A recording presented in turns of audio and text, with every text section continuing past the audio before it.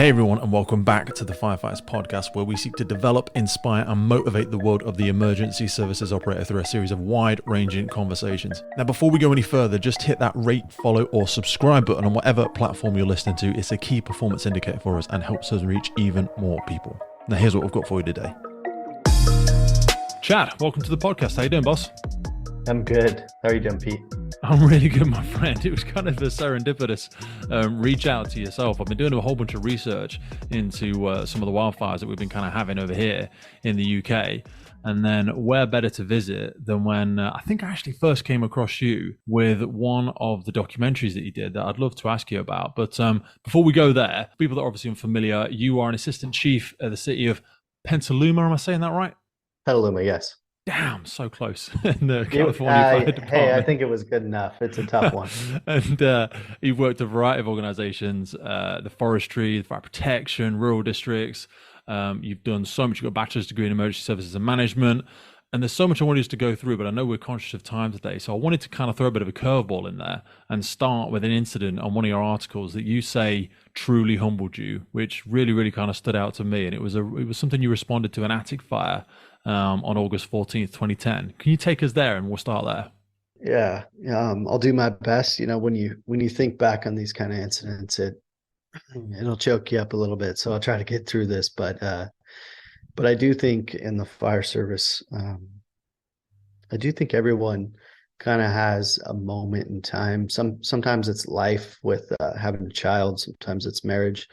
Sometimes it's the loss of a family member. But you know, that kind of realigns you or gives you an opportunity to step back and kind of look in the mirror and reevaluate, you know, life, if you will. And this incident, fire service related, did that to me. You know, I started at a young age, 18. I started in a fairly aggressive fire department. I was raised in a culture of aggressive interior firefighting and was, up until that date, I would say, successful with that mindset, meaning didn't really have any incidents. Every incident has, you know, lessons learned, but didn't really have any incidents that went really bad. And this one did. So essentially, I believe I was second to engine. There was engine truck on scene. It was a post office fire, which is an older building that had been converted a few times and chopped up, if you will. But post offices are difficult to gain entry into for good reason. Essentially, we arrived. There was light smoke showing from, you know, the eaves area. Appeared to be. I remember looking at the fire and saying, "Oh, we got this. You know, this is going to be no big deal." And it went to the roof. I was assigned to the roof division. The truck was on doing top vent. Climbed up on the roof and immediately started noticing some, what I call, you know, I'm losing the word here, but just indicators that the fire was progressing through the attic more than what had presented itself from the front. So my gut told me, you know, this is more than what I thought. But my culture of, you know, aggressive firefighting kind of got in the way of what the fire was telling me. So essentially, started cutting holes, heat hole, strip vent, did some really good truck work and got off the roof. Was then assigned to Division Delta, and based on where the fire was, made a determination to make a fire attack interior in the building. All the indicators at that point told us defensive fire. All the indicators should have told me that's probably not a good idea. So we had 2 hose lines, 2.5s, one interior, 7 people.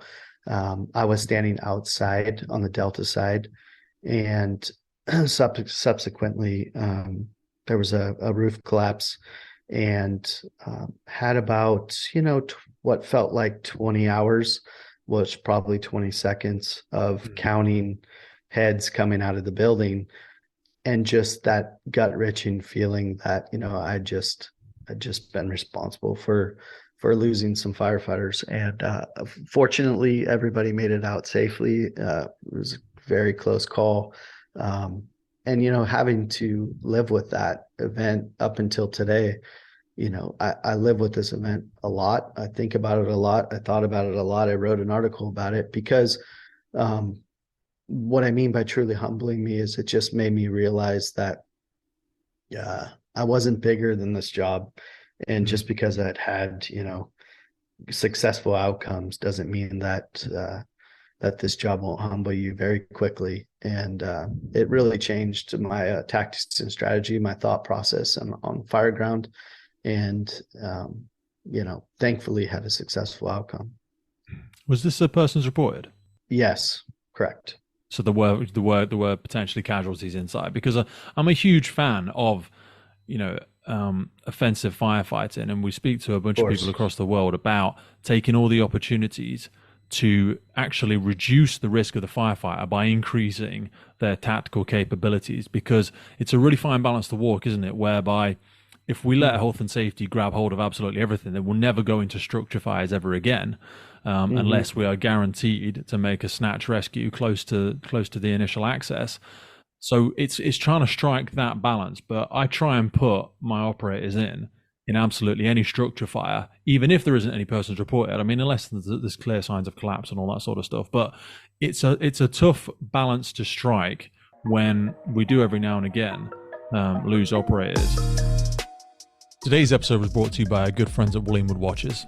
We put so much thought into the people that we partner with on the podcast, and Wood Watches has been with us since the beginning. This is a company that's got authenticity baked into every aspect of its fire service traditions. Now, they have 6 different collections now. In October, they brought out their new Fearless collection. Some refer to this as the dark side, and it's their first field range watch. Now, I've been speaking to some people in the past who have got that Wood watch for a specific occasion, for something really smart, really classy. But the best thing about the Fearless collection is that it's built to be worn in active surroundings. It's got that compact, rugged aesthetic on your wrist. One of the biggest things people have commented on, if you go over and look at their socials, is the firefighter helmet case back. They always do something special with the back of all of these. Now, before this, my favorite was the Triumph collection, but if you go over and have a look at this one, they've pressed into the back of each watch the UK firefighter's helmet. It's got the glass visor where you can glance through and actually see the movement of each watch. Now, again, if you're unfamiliar with it, the massive core of all these Wood watches is the upcycling of firefighting materials. And the Fearless collection has got a 100-year-old British firefighter helmet melted down and placed inside the crown of the watch. That's exactly the same as they have with all of their collections. But this one also features repurposed black fire hose, which is a really rare one for these. So go over and check out the brand. I myself went for the Valiant watch. I've had this for a couple of years now. Really nice. I've got it in the red strap, but I'm also giving some serious consideration to the new Fearless collection. There's a whole range of payment options. Go over and take a look at them. Wood Watches, Johnny and the team are there to give you that experience. Whether you're thinking of a retirement gift, you got something special to celebrate, or you have just started your emergency services career, go over and check them out, WoodWatches.com. The best way to support the podcast is to support our sponsors, so please take a click in the notes below. Now back to the show. How did it affect you moving forward? Because you say like it did. You made some adaptations to the way that you had your tactics moving forward. Beyond that, how did you not become gun shy, if that makes sense? Yeah, and I think you summarized a lot of my answer with your answer, in the sense of, and the fire service is it's an interesting job where we are aggressive. I agree with you. Saving property is our job. You're not always sure that the building is empty, and you take a risk by the interior firefighting side of things, or the top fence side of things. And then something bad happens, and you second guess yourself, and people second guess for good reasons. And then we say, well, it wasn't worth this firefighter's injury or life to save this building. No one was inside. Why'd you do it? And so it's a really, really difficult.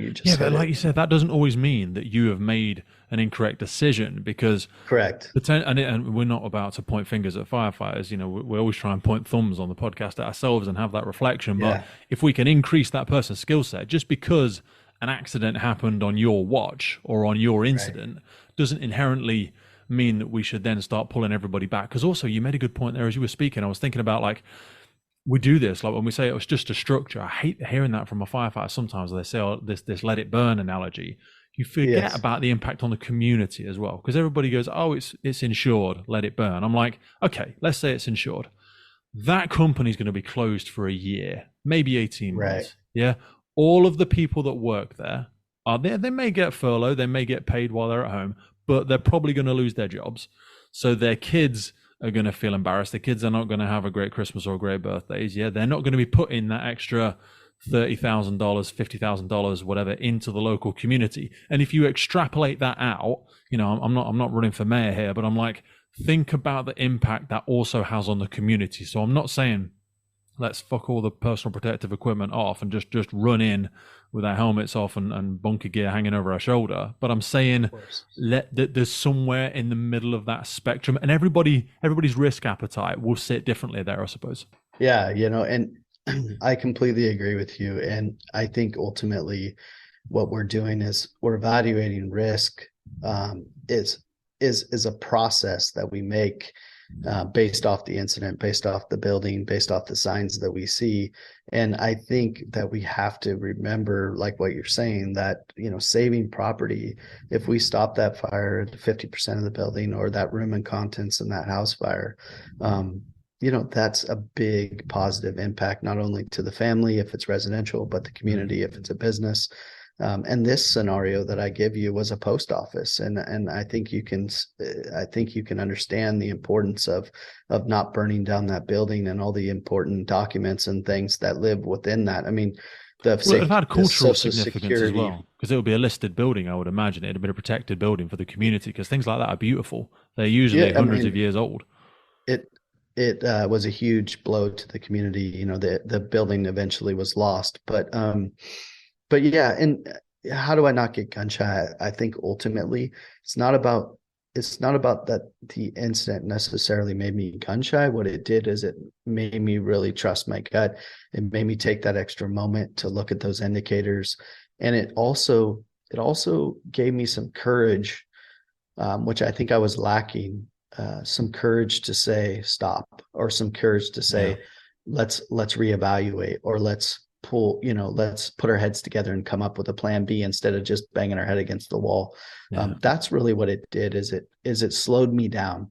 And it made me just think a little bit more and have a courage to say, hey, you know what, your gut, your brain, your eyes, your ears are telling you something ain't right here.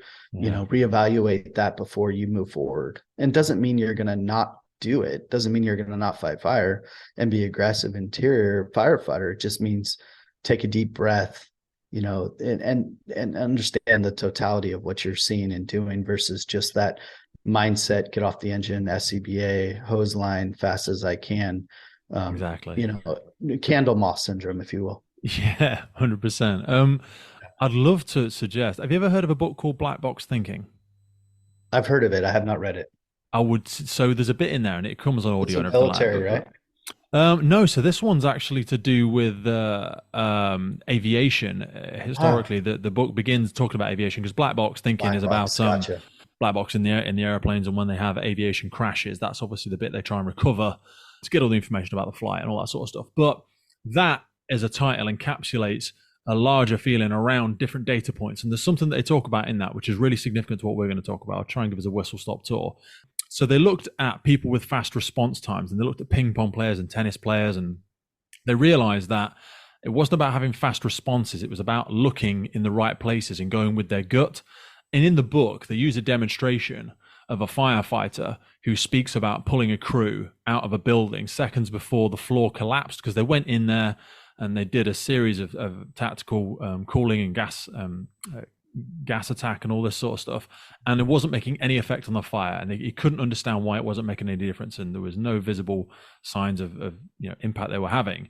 So he pulled them out, and he didn't realize what was happening, but they didn't know there was a basement. Effectively, the floor collapses. And the reason I bring that up is because our mind works far too quickly for us to be able to comprehend. So when you have that gut feeling, your mind is going through a million Rolodex. It's going through all of those files, and it's going, I see this, I hear that, and it's taking in all of these senses, and it's trying to connect those synapses and say that something isn't wrong here, something isn't adding up, sorry. and you can't necessarily manifest it as a thought yet, but that's where it is in the gut. Do you know what I mean? Your mind saying these things aren't adding up, and that is that significant moment there where, like you say, we have to feel confident enough to go, I can't articulate what it is, but this feels wrong. There is a really tangible connection to that visceral feeling, and even though we can't put our finger on it at the moment, it's because our mind is just going too quick for us, and that's when our reactions usually kick in. And like you step back from a road because you feel something coming, and then all of a sudden the car shoots by. Sounds like a great book. I'll have to grab It's that. an interesting one, brother. One of the other things that it's important for people listening to I think can attest to and put a finger on is 2 months prior to this incident, I had a commercial fire in a building that was similar construction, Mm-hmm. not the same building at all, but similar construction and a similar arrival smoke condition. And it went, the tactics and strategy went great. The plan we had worked. We limited damage in the building. It was a successful incident. And I remember pulling up to this incident and my brain, went back to that slide and was like, oh, we're gonna have the same outcome, the same tactics. And that was another reason that led me down, the wrong path. So just to add that part too. I think I you think make a that's great point as well happens. about the fact that the building had been repurposed, or the building had been, the function of it Sure. had been altered, because that's an important thing for everybody to consider. Things are not what they look like on the outside now, with businesses and individuals being so creative all over the world about how they use their premises, how they are dividing up things, and it's not what it looks like from the outside. People store things they shouldn't store in places that you logically would never put them, but that doesn't mean that building is the same as that building just because they're next door, or just because they're both a garage, or just because they're in both an industrial unit. That's a really important point to make as well. As we were sort of saying when we first came on, one of the things I would love to just get into, if we could, is this aspect of old wildfires, because it's something that, and I know people are going to hate me for saying this, but actually we're not terribly well versed in the UK. We've had a lot of fires in the moors, and especially in this last sort of 18 months, we've had a significant heat wave, and we've experienced a lot of wildfires. There's a big PPE contract for new wildfire bunker gear that's gone out in the UK. But it's something you boys and girls are very well versed in. And I was looking at the California wildfire season and a documentary you took part in called Behind the Burning Vines. I wanted to, if we could, just go into your experiences of wildland firefighting, what you've learned about it. I know it's going to be so difficult to do in the time that we have, but how much of that is going to play a role as the firefighting worldwide tactics sort of change? Yeah, it's a great topic, and you're right. We could talk for hours about. I mean, essentially, I've got 24 fire seasons, and in my short time doing this job, I think everybody, in California would agree with me. There's been a change, to the wildfire environment, specifically in the last 6 years in California. Unfortunately, two or three of some of the most destructive fires there have been in, my area. The fire's just burning, at an unbelievable rate of spread. In times of the day that you wouldn't normally expect it, at all times of the day, night. It really doesn't matter. We're seeing a lot more wind than what I remember or what I recall, which is probably, besides drought, the wind is a huge contributor. And tactically things have changed a lot. What you're seeing in California now is a much greater response early on. There's the air assets have doubled or tripled in the state, from helicopters to tankers. I mean, there is just a massive increase in what we're having to throw at these fires, and with Yeah. the goal of trying to stop them from becoming, destructive mega wildfires. And from a boots on the ground perspective, being on a federal incident management team and a CAL FIRE incident management team and traveling the Western United States to fires, I would say from my perspective, the biggest thing is just thinking 3 steps ahead instead of what we used to think 1 step ahead of the fire. You really have to be a global thinker about where the fire is, where it's going. and what are the potentials? And really the big change is moving evacuations. We're much more proactive and early on, and our evacuation zones have become much larger because ultimately, having fought fires in communities that are burning down when the people are still there, it's a whole nother podcast. But if you can move, and get some people out of the way, or get all the people as much as you can out of the way, and really focus on perimeter control and structure protection and those type of things, we're much more successful. But before we just didn't expect, fires to do what they've done in these last few years, and it really has caught us off guard.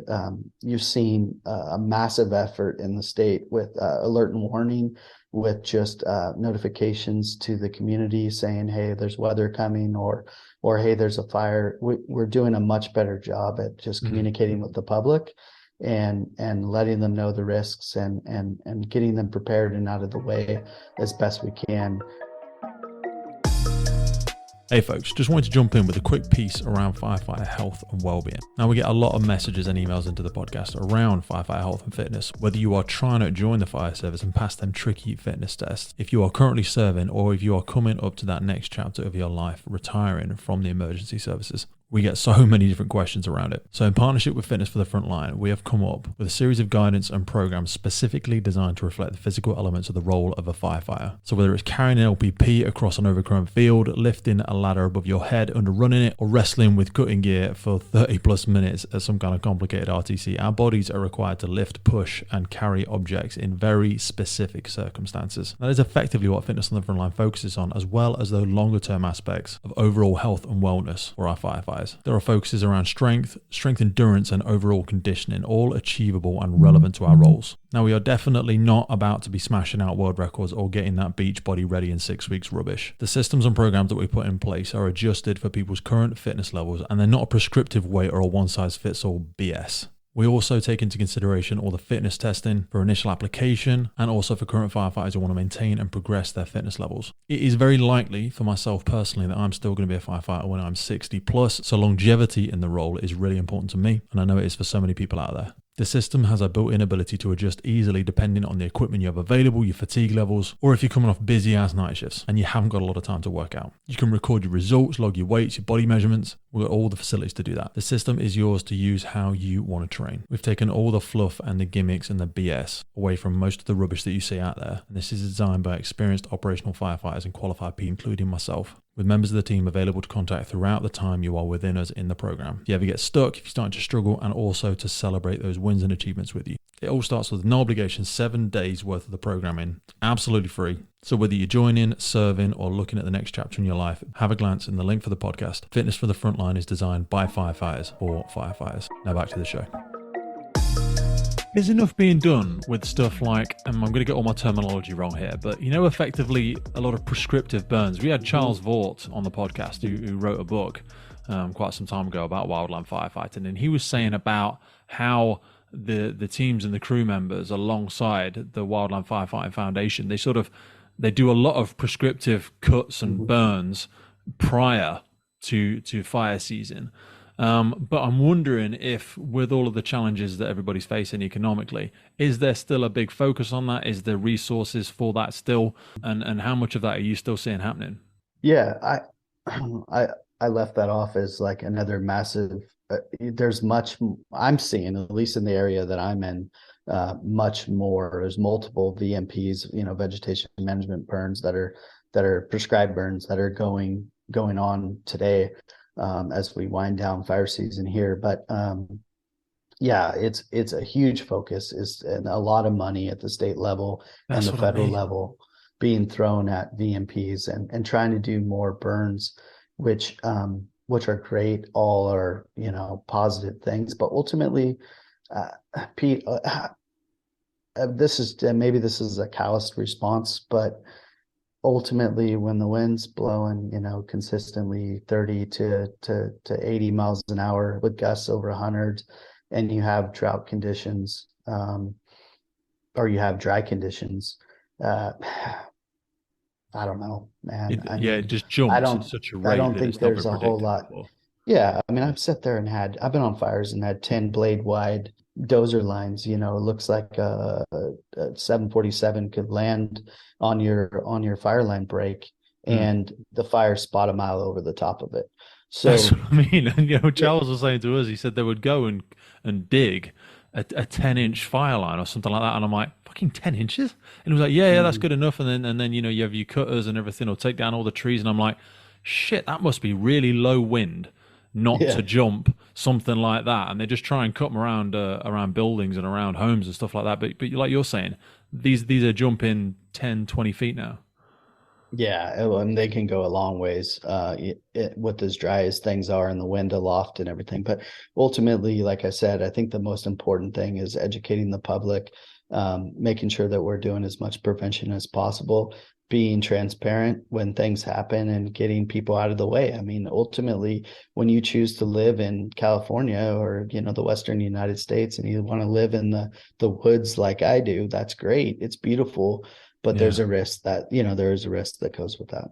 I wanted to kind of move on to leadership and management and how we kind of select people, because in the UK Fire and Rescue Service we are going through colossal amounts of retirement. So a lot of people are coming up to retirement now, just in that sort of 25, 30 year cycle, and people are getting promoted fast. Mhm. And with that obviously always comes lots of politics and lots of frustrations, and I'd love to see us really clarify how we look at the value that people add to the fire and rescue service and kind of their ethos and kind of their work ethic. And you wrote an article around, why did we stop hiring and promoting workers, which is like a really strong statement. And when I read it, it echoed a lot of my own personal thoughts. So, talk us through, your statements around organizations needing members who will do whatever is needed, and the core values and traits of that blue collar culture, I suppose. Yeah, we're gonna have to do this more often because I think you know, all these topics deserve Oh, there's probably so much, more, brother. you We'll know, come back more and that talk I again can at some give. point. I'd love to.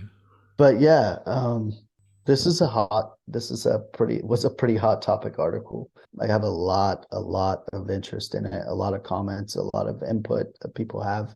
Essentially, where this came from was just this feeling that the fire service in general was kind of getting away from the core values that I had or I thought I had when I got hired and why I got hired.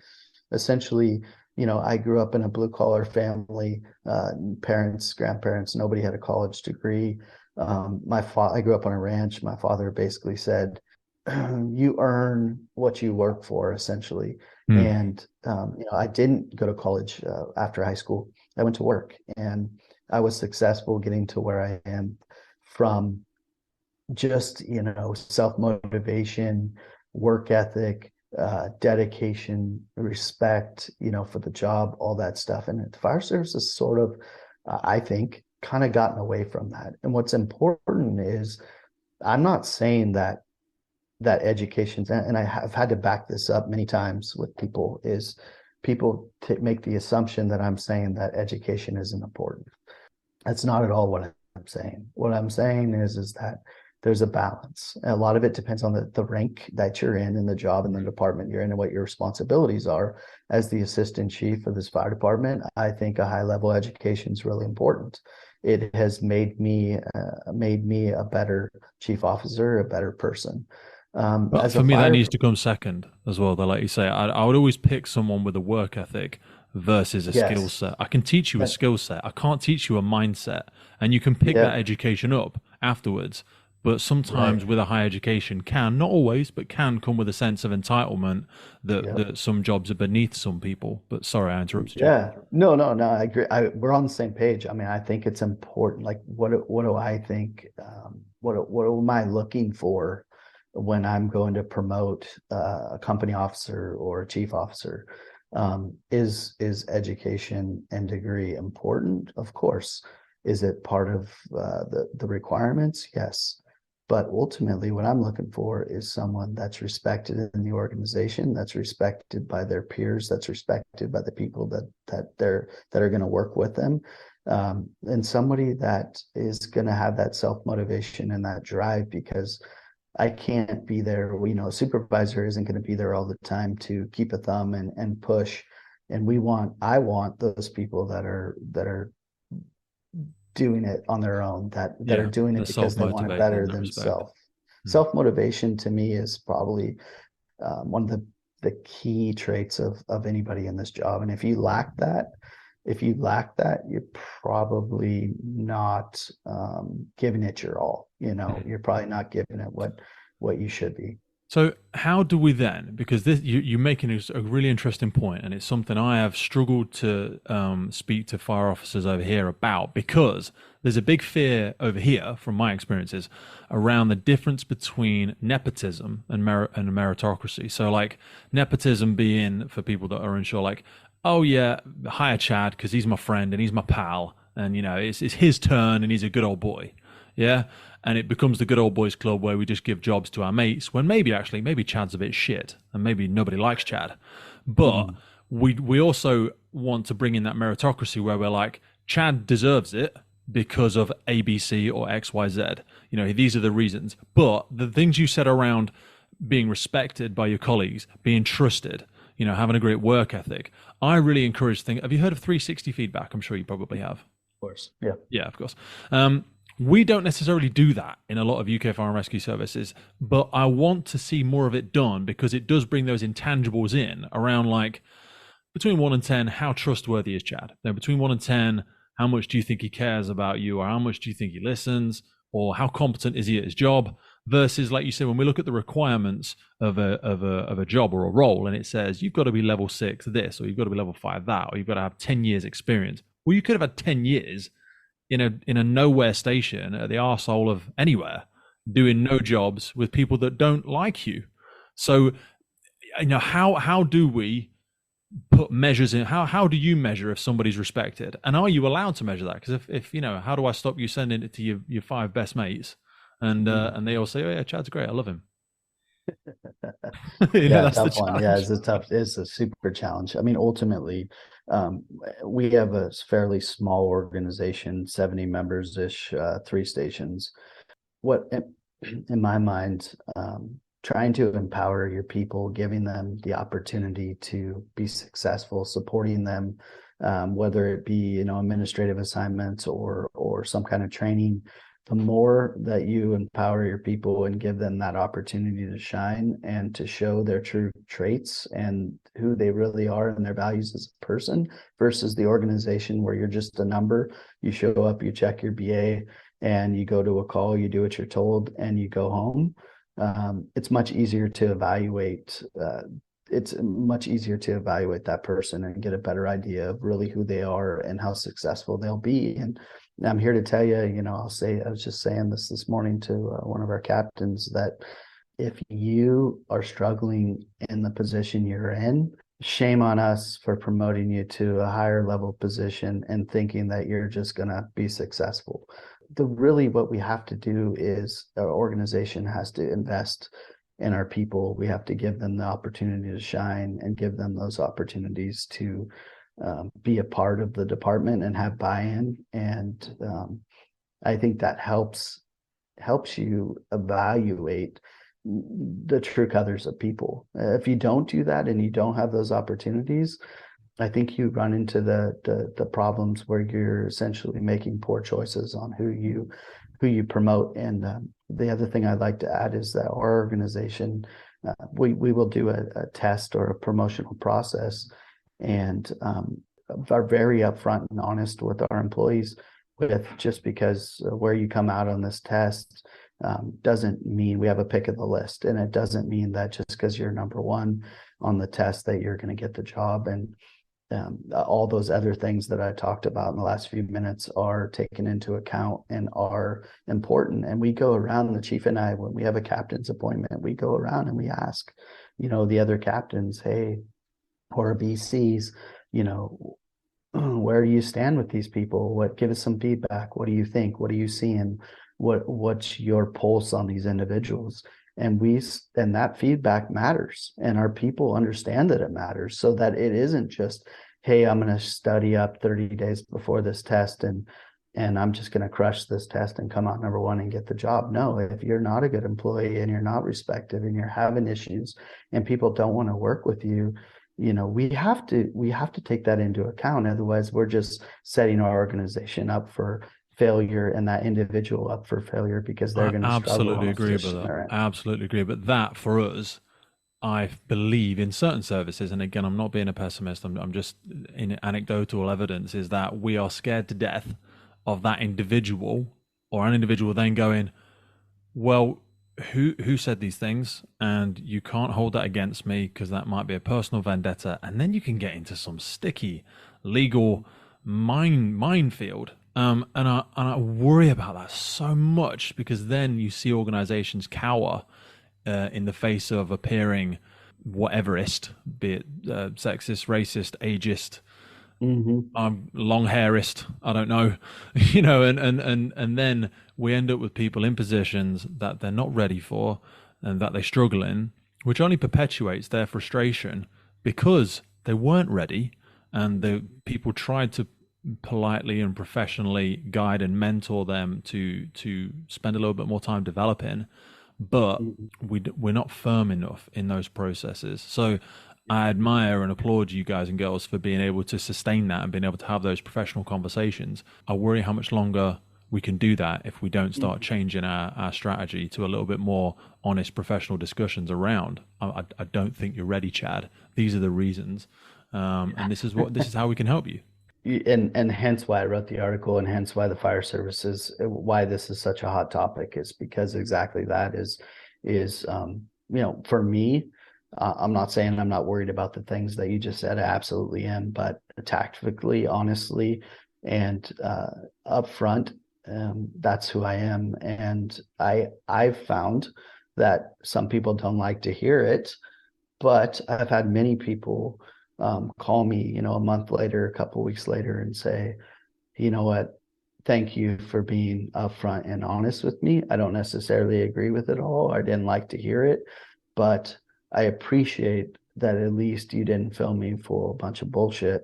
Yeah, because And you could have just given I me the could have. letter that said, "Oh, we went in another direction because of ABC," and somebody will go, "That's just bullshit," and then we think you're Yeah. lying to us, and then it's Mhm. like, "Oh shit," we're Mhm. struggling now. Yeah, and that's where I'm saying that I wish I think, we need to be somewhere in the middle, and Mm. and we can't be, and that's kind of where the article goes, is like it can't just be all, just work characteristics and blue collar, because when you promote to captain or battalion chief or whatever, that education is important. So it can't just be one way, or it can't be, the opposite side of the spectrum is it's just a degree and a bunch of certs, and then this individual is Yeah. not respected, and then They've also got he's to have that hates. emotional intelligence. Do you know what I mean? That's the thing. You can't just, if somebody says functionally, I'm a fantastic firefighter, good, then that Yeah. tells me you're a fantastic firefighter. But have you got, for example, if you did give somebody that feedback and they struggled with it, you're almost giving me evidence to say that you're not ready for that promotion because you need to have Agreed. the emotional intelligence and emotional bandwidth to be able to have these conversations. Because I think the first port of call that fails in things like that, and the place that is actually not easiest but is most appropriate to deal with it, is if somebody comes to me and says, "Pete, I think I'm ready for promotion, boss." I have to give consent for that person to apply. I have to give them my approval. I have to sponsor them effectively. And if I don't think they're ready, it should be me that does that because I know them the best. I've got the closest relationship. But what I see sometimes is those line managers dip that conversation and then pass it Mhm. on to you, who's probably Mhm. never met my whatever, my crew manager, my leading firefighter, whatever it might be. And then it's down to you to give them the feedback. And they don't even know you. Whereas it should have been me. It should have been me. It should have been the line manager that says, "Dude, you're not ready yet." Or, Yeah. you're not ready yet. We need to work on these few things. And let's put a plan together. I want to see you get there, but it would be wrong for me to put you in front of a bunch of people because they're just going to turn around and ask me, and I'm going to go, "No, actually, I don't think Sally's ready." And then it's it's kind of like passing the book. That's a huge problem in our service. And for me, the best, advice I've gotten is the honest advice. And whether you liked it or not, it helps you in the long run.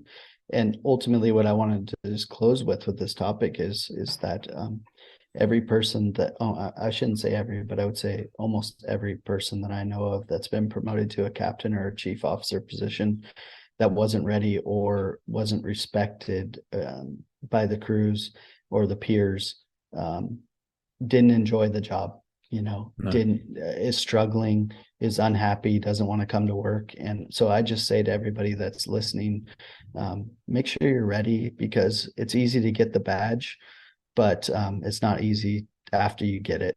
It really isn't. And it's really hard to give it back. You've got to sacrifice so much, and you almost can't give it back.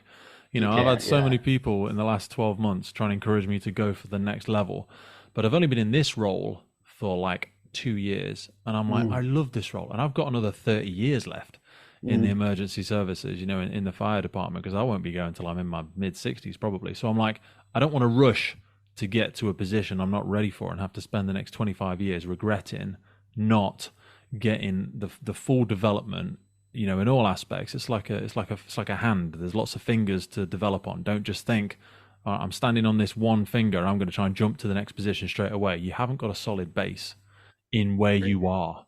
Do you know what I mean? Promotion and development isn't just vertical. You've got to think lateral. Do you know what I mean? When I'm looking at your experiences, you've done so much all at the same levels before you've gone for that next step.